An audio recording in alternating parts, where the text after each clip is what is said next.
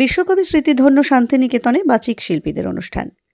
গত 23শে ফেব্রুয়ারি বিশ্বকবি স্মৃতি বিজড়িত বোলপুর শান্তিনিকেতনে বাচিক আর্টিস্ট ফোরামের অনুষ্ঠান শব্দ ছুঁয়ে যায় ভুবনডাঙ্গায় সম্পন্ন হয় সুষ্ঠুভাবে। রাজ্যের বিভিন্ন জেলা থেকে ওই সংগঠনের সদস্যা বাচিক শিল্পীরা সেই অনুষ্ঠানে অংশ নেন। শহর থেকে গ্রামে, গ্রাম থেকে সুদূরে ভাবনাকে সঙ্গে নিয়ে বাচিক আর্টিস্ট ফোরাম রাজ্যের বিভিন্ন স্থানে অনুষ্ঠান আয়োজনের মাধ্যমে বাচিক শিল্পের সুস্থ তরঙ্গ ছড়িয়ে দিতে ধারাবাহিক কর্মসূচি গ্রহণ করেছে।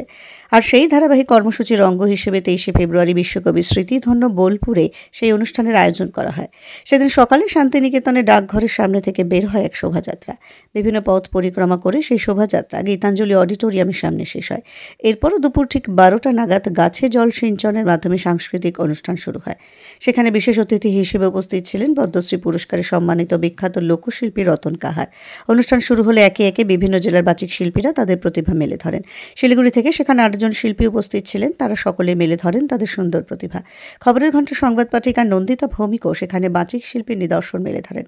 রাজ্যের বিভিন্ন জেলার বাচিক শিল্পীদের একত্রিত করে বাচিক শিল্পের মাধ্যমে সুস্থ চেতনা, সুস্থ সাংস্কৃতিক তরঙ্গ প্রসারিত করতে বাচিক আর্টিস্ট ফোরামের এই ইতিবাচক ভাবনার তারিফ করেন সকলেই।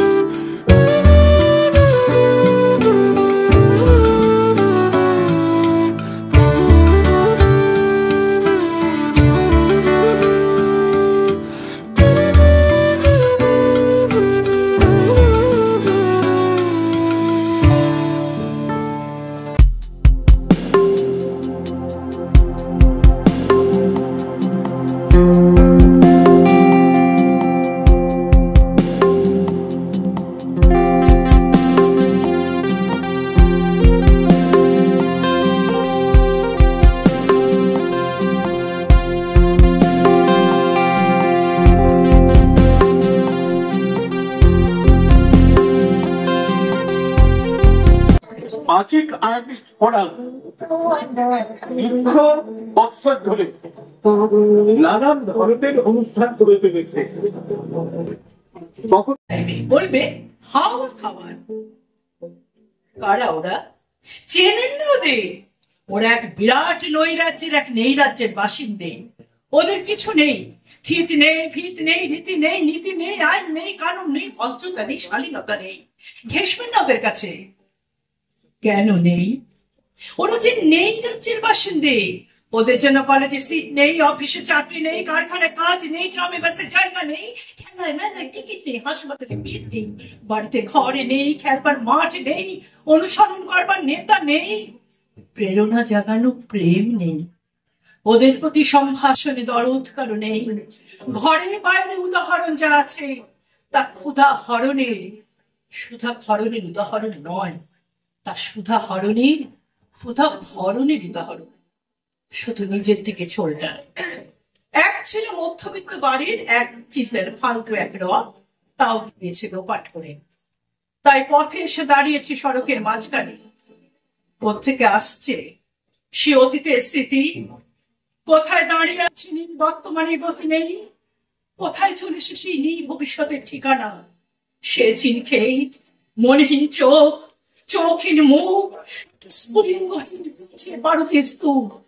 আমি বললুম, না, ওখান দিয়ে যাব, ওখান দিয়েই আমার শর্টকাট। ওদের কাছাকাছি হতে মুখ বাড়িয়ে জিজ্ঞাসা করলুম, তোমার একটি পত্রাংশ। কবি তখন শিলায় দলে। পত্রটি রচনাকাল 8ই মে 1893। কবিতা আমার বহুকালের প্রেয়সী। বোধহয় যখন আমার রথির মতো বয়স ছিল তখন থেকে আমার সঙ্গে বাগদত্তা হয়েছিল। তখন থেকে আমাদের পুকুরের ধারে বটের তলা, বাড়ি ভিতরের বাগান, বাড়ি ভিতরের একতলার অনাবেষ্টিত ঘরগুলো এবং সমস্ত পাখির জগল এবং দাসীদের মুখে রূপকথা এবং ছড়াগুলো আমার মনের মধ্যে ভারী একটা মায়া জগৎ তৈরি করেছিল। তখনকার সেই আবছায়া অপূর্ব মনের ভাব প্রকাশ করা ভারী শব্দ, কিন্তু এ পর্যন্ত বেশ বলতে পারি পরিকল্পনার সঙ্গে তখন থেকেই মালা বদল হয়ে গিয়েছিল। কিন্তু ও মেয়েটি পয়বন্ত নয়, তা স্বীকার করতে হয়। আর যাই হোক, সৌভাগ্য নিয়ে আসেন না, সুখ দেন না বলতে পারিনি, তবে স্বস্তির সঙ্গে পূর্ণ সম্পর্ক